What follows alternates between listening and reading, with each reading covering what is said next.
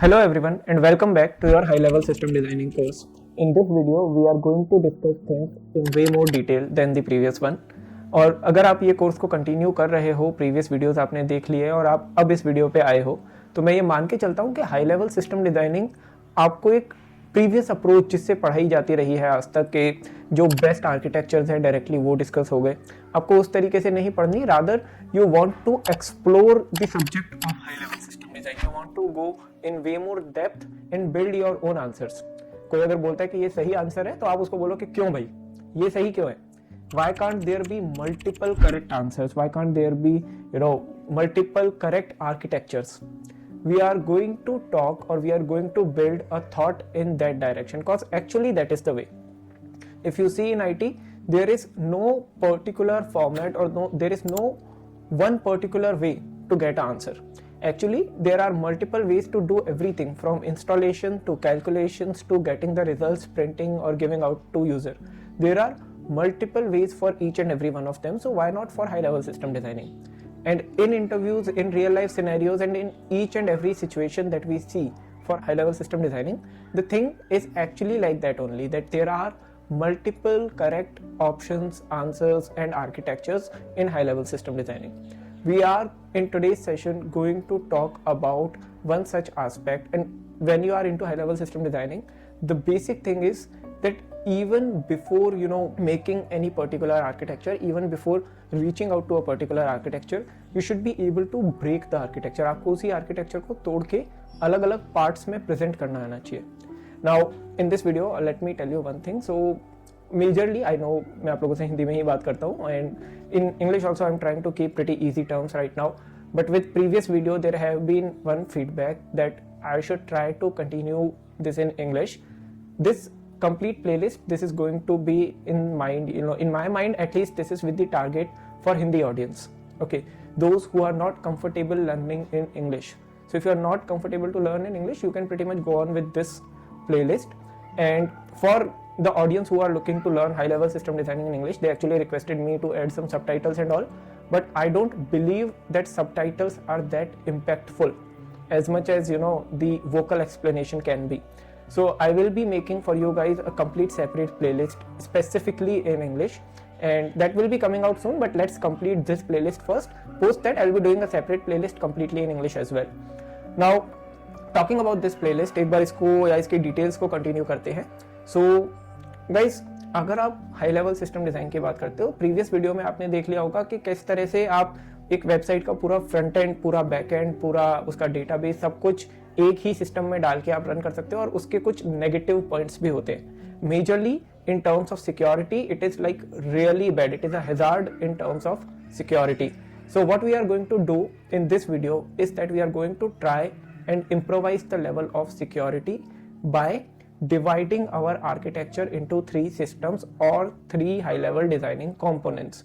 So we are going to take an architecture, and in general, if you see this in computing or if you see this in engineering, this is very true for everything, like each and every part of the component also. For example, a 3-tier architecture, basic architecture is divided into front end, back end and database. Back end generally it is called as application layer also. Now when you talk about front end, so front end are these web front ends or applications, or you can say the apps and websites that we see, that we get to see. Now that part, the HTML pages or let's say any other language pages that we see, which are the part of front end, are the first tier. And in that tier itself also, we see that we have to break a tier into parts. In front end, they are called as divs or division. We create various div when we try to build a front end. When you talk about backend or the application layer, in application layer, generally we have multiple classes, multiple functions to write particular logics. When you talk about database, in databases, this is called as normalization. We normalize the database to distribute it or classify it into multiple tables and set relations between them. So this is a pretty normal practice that we do across engineering, and so is something that is followed in high level system designing as well, that we try to divide our architecture into multiple aspects. So one aspect here is of 3-tier architecture. Now going forward, you are going to obviously increase the number of layers or the number of components. We are not going to stay only till these 3 tiers. Okay, there are way more way more components of high level system designing that are added.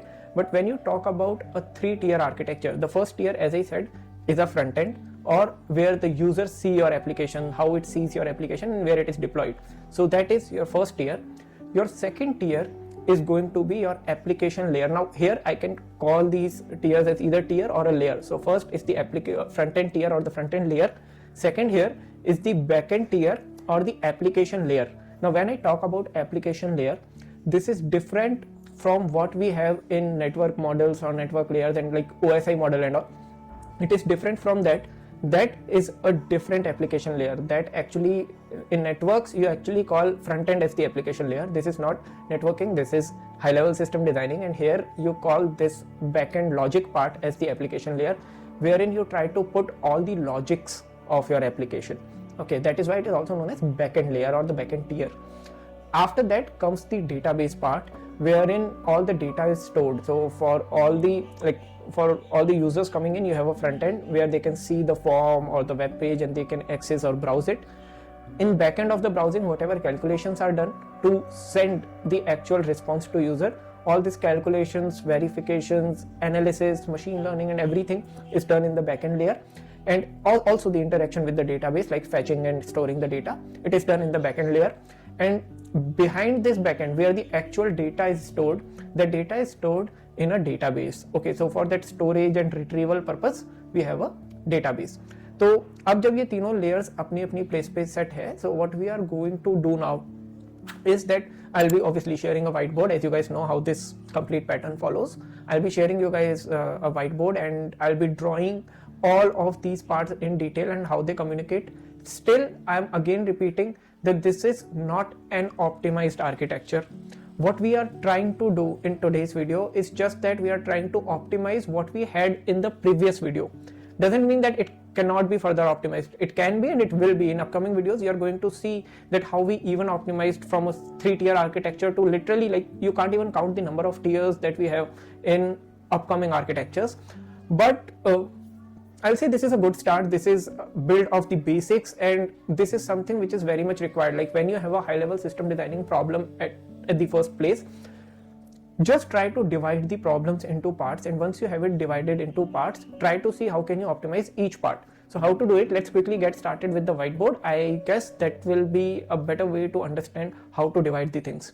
So let's get started. So basically building a 3-tier architecture is hardly a 1-minute thing. And just as we discussed, what we can do here is, let's say if you have to build a 3-tier architecture. So initially what we had was something like this, that there is a single machine, and by now you should know that we call it as bare metal. On top of this bare metal, we do a BMI, bare metal installation.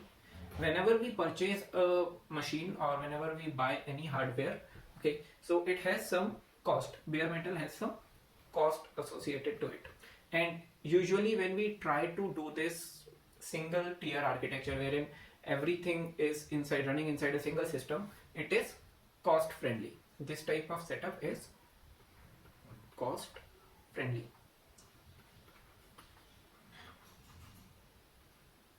But now inside the system, if you have, let's say your website is also running, your application layer is also running, your database and everything is running here.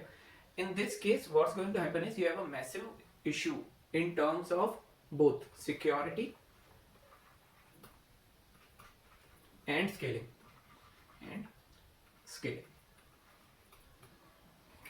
But this is, I'll say, this is not the guys core factor that is kept in mind. ये वो चीज नहीं है जिसको दिमाग में रखते हुए अपन एक 3-tier आर्किटेक्चर को अपन ने इनिशियली, अपन ने तो नहीं, ऑब्वियसली जिस किसी ने भी इनिशियली 3-tier आर्किटेक्चर को बनाया था, वो इंजीनियर्स की थॉट तब ये नहीं थी. That time the thought process was a bit different, and that was more about, like, let's say if we talk about visibility,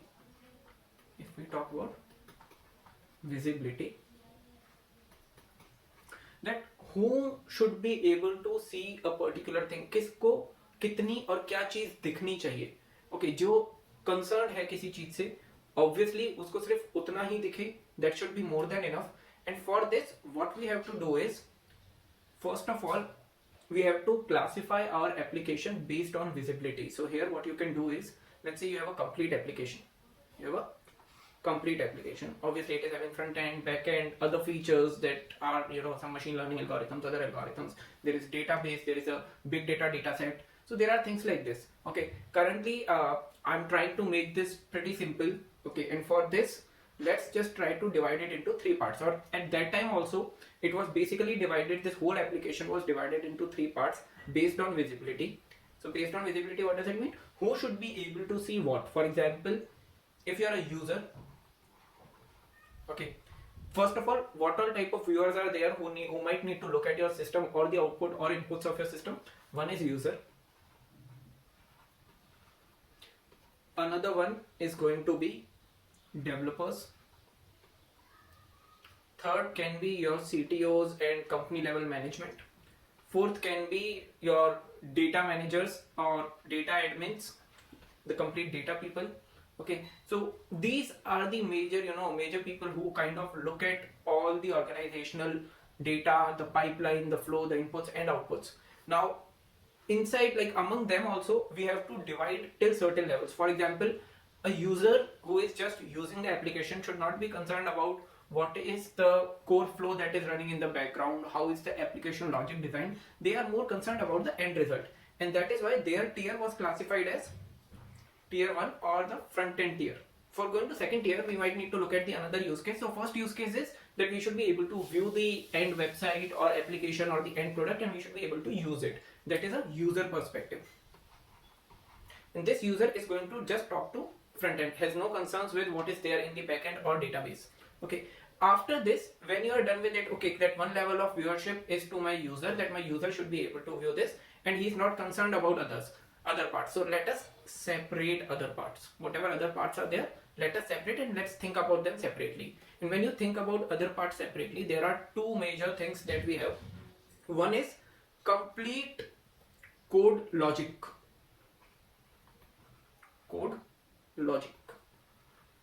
Logic part. And another one is complete storage. Okay, so when you talk about code logic, so code logic is basically concerned about the backend that we write, the let's say any sort of frameworks that you are writing, any sort of APIs that you are writing, how the data is going to be fetched, what is the processing that done on that data, how is user able to view a particular result from any specific data, or how you are doing some logins, verifications, and let's say if you are doing any machine learning code, any sort of code, basically that comes under logic part. And as a result of this code logic, either there are some outputs that are displayed in front end, or there are some other sort of outputs that are stored in your database for a future use, which means there is interaction between your front end, your code logic part or the backend part, and from backend to your storage or database part. There is some sort of interaction between them, and for this interaction, basically what you need is networking. For this interaction, we need some networking. Now let me try to put this in a new page. So what we have here is, we have a 3-tier architecture wherein, let's say there is a user is trying to hit to your front end or your web or application page. Okay, your front end communicates with the backend here, backend or the code logic part. Now this logic part, majorly all the developers are concerned about this. All the devs are concerned about what all code logics are there that we are writing. Now apart from devs, so there is one another part that is called as storage. Now storage is a major concern for, let's say, either management, or it is a major concern for the DB people, the database people, the DBAs, database admins. It is a major concern for them that how we are trying to efficiently store the data. Why have I said that it is a very crucial thing for management also? Because a lot of latency can either be here, either via our code logics that are either checked out by the developers, or there are some standards set here by the company CTOs also, that okay, there are some standards set that more than this delay is not expected by our application. If this is due to the logics, we have to try and improve the logic. If this is due to the way we are storing our data in the database, we have to try and improvise the way of storing the data. And in actual, history of databases, this solo reason has been led to, invention of multiple databases, not just big data, but like multiple databases, including Hive, developed by Facebook, to Hive was developed by Facebook to retrieve data efficiently, to store data efficiently. Basic purpose was retrieval, and this was used in Facebook's search query. And other use cases were also there, but this is one of the important use cases that Hive had. Apart from that, there are multiple such databases. If you try to go in a research and databases level, like this has been one of the core reason why we had multiple type of databases. We'll talk about that when we'll move to database, but for now, what you have to understand is that there is front end. At the back end, there is, let's say, either the backend layer, or you can call it as application layer, where all the logics are written. And when you go to even backend, there is the DB layer or the storage layer. Okay, this is concerned about storing actual data, not just the relational or tables I'm talking about. It can be non-relational data, it can be our pictures, photos, and all of those things. Now, moving on. So classification, this classification is pretty easy, guys, but something that we have to understand is, first of all, the mentality that was used to do this classification. That is one thing, because going forward, that mentality and use case is going to change. And when that changes, the diagram of this complete high-level design architecture, which went from a single system which had all of the parts of the application, it developed to this current application that we are having right now. And this is going to even improvise, just with a bit of change in mentality. Also, one thing that we can understand here is what is concerned by which job positions. Like, let's say if you are trying to make your career at a particular engineering job position, I am not a fan of saying that only SDE is a profile that can pay you really well. Okay, I'm not a pretty much fan of saying this, and this is not true also. This is not true that SDE is the only profile that can make you unwell. Although data structure might be required at multiple levels here, okay, based on multiple job roles and requirements and company demands. So data structure can be required, it is good to learn, and it is actually not good, it is a must. It is a must to learn data structure for all of us. That level can be different. Level of data structure learning can be different. But let us try and understand that what is required for which job role and who is concerned by what. For example, if I talk about front end. So front end is majorly handled by front end developers, okay, or UI UX team. Your UI UX team. They are concerned about how the front end should look, okay, and what should be the animations, what should be the graphics, what should be the colors, and all of those things are something that they are concerned about. Now at the back end of that UI, they are just calling an API. Now a lot of people who are new to tech, they do not properly understand that what is an API. समझ आता है कि यार कुछ तो है पर ये नहीं पता क्या है. The simplest definition that can be there of API is that it is a piece of code. कुछ नहीं है, किसी ने थोड़ा सा कोड लिख के एक फाइल में सेव कर दिया. Okay, this code is not your complete front end. This code is not your complete application, but ये उसके एक minor part पे minor सा result show कर सकता है. For example, let's say if you have this complete front end developed. Okay, now this complete front end is divided into various parts. Let's say this part is your navigation bar. This is your nav bar. This part is where your ads are running.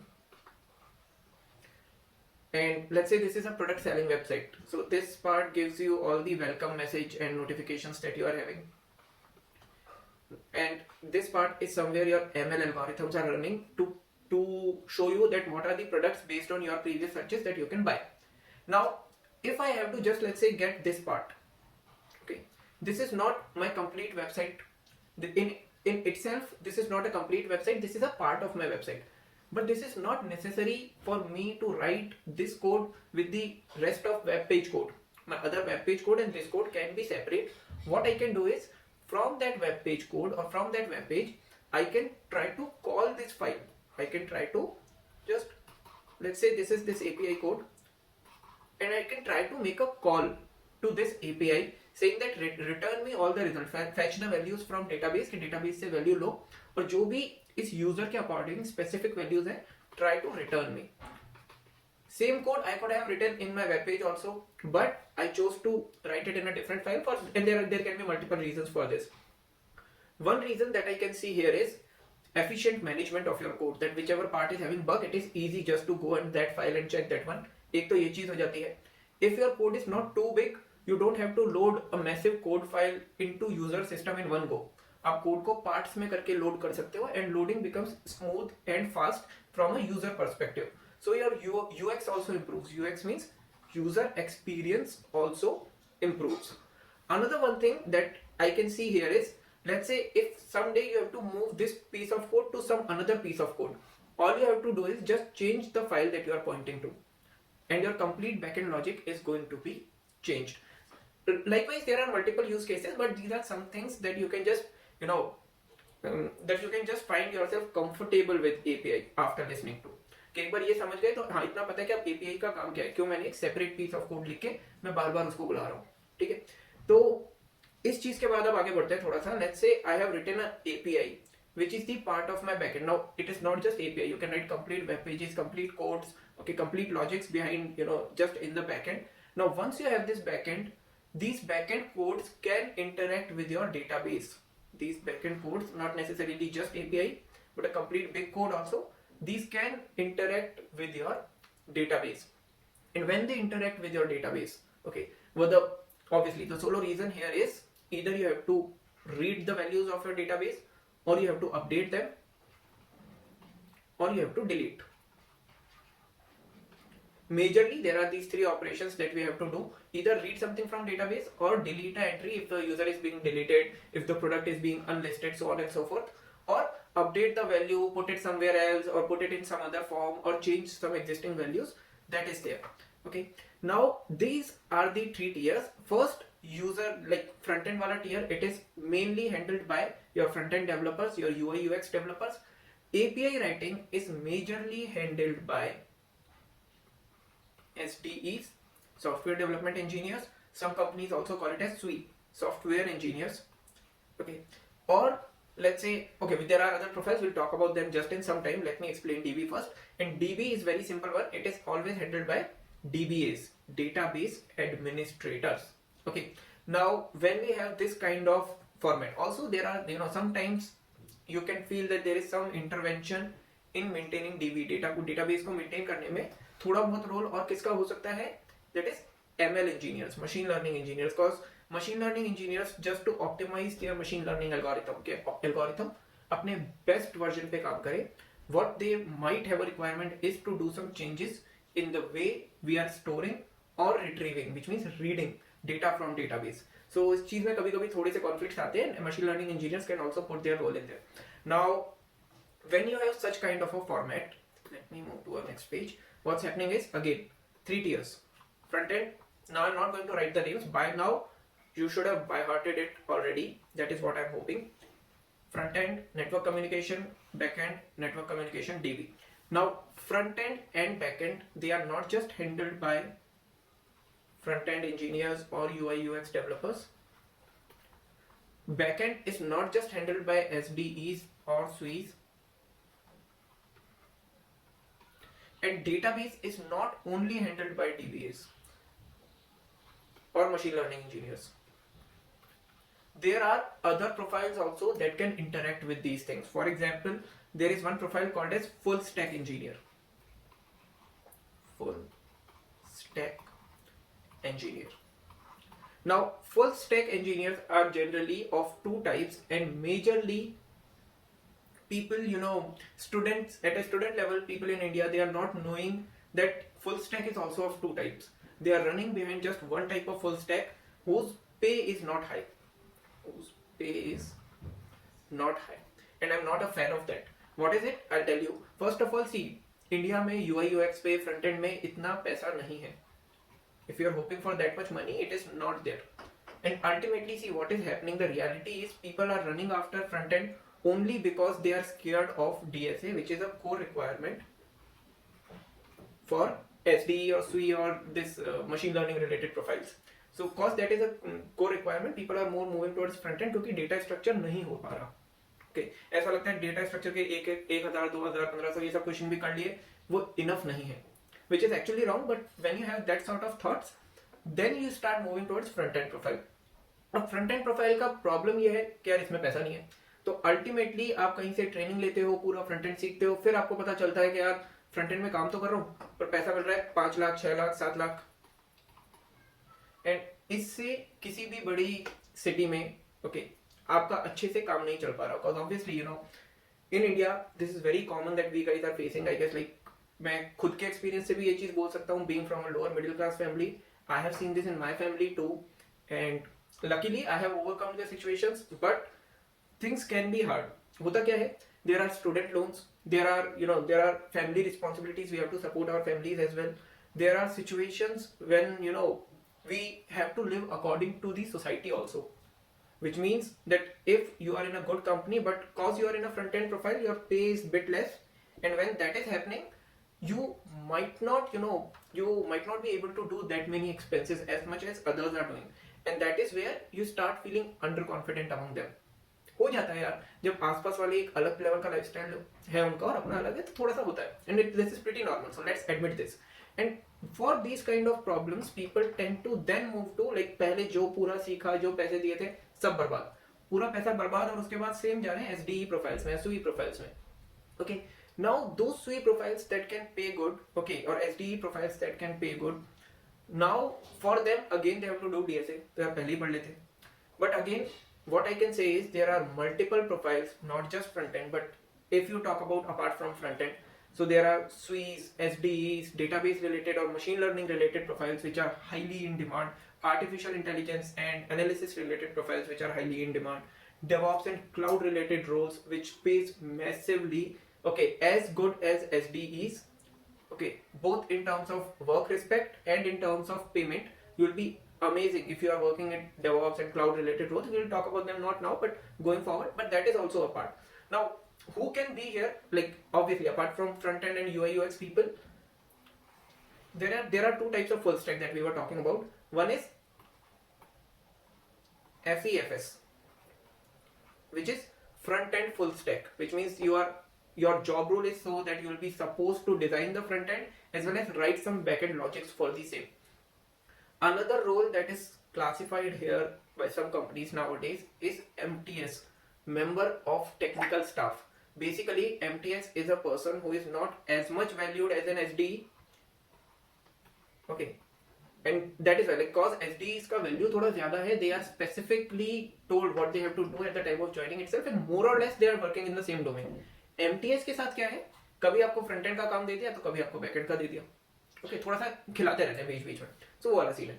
Now the second type of full stack is this BEFS, which is backend full stack. Now backend full stack is more concerned about how, first of all, your application code logic should work, code logic should work. Apart from code logics, how this code has to be deployed on cloud or on your on-premises servers, इस code को आपको कैसी machines पे डालना है, उसका architecture क्या रहेगा, उसकी डेटाबेस चॉइस क्या रहेगी, ये सब चीजों से रिलेटेड जो काम होता है ये होता है बैकएंड पे, और ये इसीलिए इसमें डिप्लॉयमेंट पे काम होता है. डिप्लॉयमेंट का बेसिकली इसमें एक अच्छा खासा पार्ट रहता है, wherein you don't just have to write the code, but you are also have to be concerned about how you have to deploy the code, और उस चीज को माइंड में रखते हुए ही इस पे काम किया जाता है. कोड को जो बनाया जाता है वो डिप्लॉयमेंट को माइंड में रखते हुए बनाया जाता है. So these are another two type of profiles. Basically both are known as full stack only, but when you read the job description you will try and understand क्या वो front end full stack है या back end full stack है. From the requirements you can easily guess. Now let me come to one more point. Again इसमें भी आपके पास MTS होते हैं. There are MTS related to back end full stack as well. Yes, there can be multiple profiles apart from these also, but these are the ones that are majorly having most of the openings in your interviews. Why am I telling you these? Because going forward, when we will even deep dive into multiple parts of these, you should understand each one of them, saying that okay, I'm targeting this specific profile, so this might be like any specific level or any specific tool that we are talking about might be of a use for you guys. So this is one very important thing from my side. Okay, let's move forward here. So we have talked about front end, we have talked about back end, you have talked about databases. One important thing that is still left is networking. Because ultimately the two reasons that we had to split from a single tier architecture to a 3-tier architecture was that we needed some sort of security and scalability. Let us try and see that it is being fulfilled or not. To check it, let's try to draw this architecture and see what's happening. So your front end and back end has some networking between them. When there is networking, obviously you can attach some firewalls here and some firewalls on the backend side. Front end and backend, both sides पे, what you can do is put a bit of firewalls. When you have some firewalls, now user, before, let's say if someone tries to attack this system also, now they have to move to another system. At this time, what they have to do is they have to pass the firewall or they have to breach the firewall. Somehow they have to get access to another system, and cause they are an outside user, they are not allowed to go to this system. People can say कि यार इस system में है तो directly why can't I log into this system? Because majorly when you talk about applications that are facing final users, end users, okay, these are known as applications in production. And applications in production are not allowed to log in. Not allowed to log in.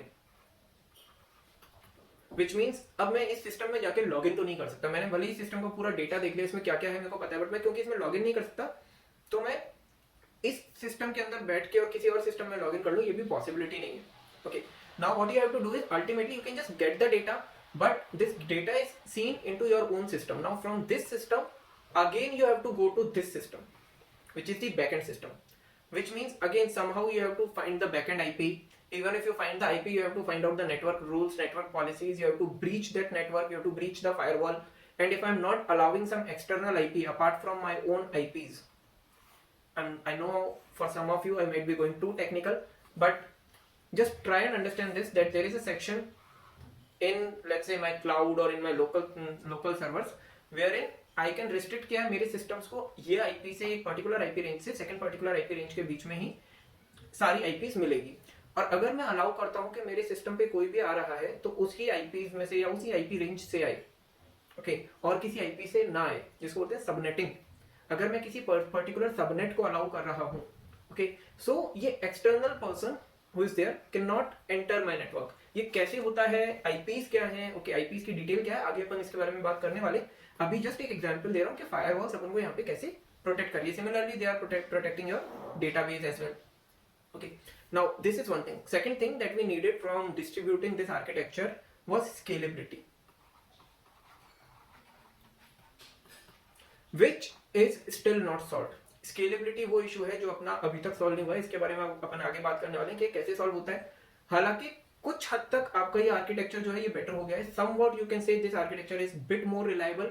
Why this is a bit more reliable? Because earlier my CPU was busy in a single tier architecture. My CPU was busy in processing the front end request also. All my CPU, RAM, hard drive resources, they were busy in the backend code also and in storing the data as well, storing, retrieving, all of my resources were busy.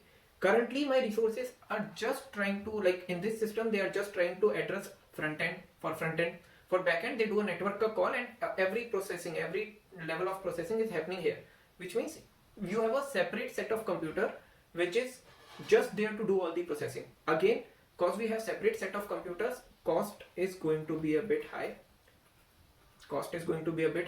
But because this is secure, and I'll not say about scalability, but comparatively, like if previous system was serving, let's say around 100 users, so this can at least serve around 300-400 users easily.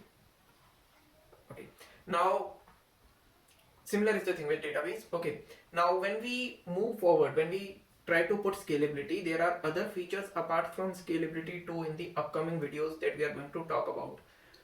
Majorly in high level system designing, these are not the components. Okay, I have initially talked about that there is a term called as components. This is very frequently used in high level system designing. These are not the components, these are the parts or the tiers that we divide. These are tiers that we divide our code into, or our backend into: front end, backend, and application. This is your 3-tier architecture, a bit better than what you have previously learned. We are going to even improvise this to something way bigger, way interesting, slowly. Obviously, I'm not going to go in very super high speed. And with this, I guess 3-tier architecture is clear enough and we can leave for now. So thanks for watching, and if you like this video, kindly subscribe, and if you have any doubts, feel free to comment. I'll try to answer them all. That's it. Thank you everyone. Bye bye.